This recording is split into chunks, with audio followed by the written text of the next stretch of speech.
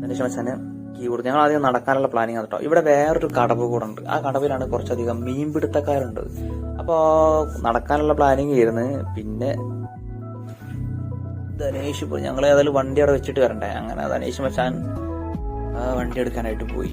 ഞാനതാ ഇങ്ങനെ ഒറ്റയ്ക്ക് ഈ വിജനമായ പാതയിലൂടെ നടക്കും. എന്താ ഒരു ഫീൽ, ഒരു രക്ഷയില്ല കേട്ടോ.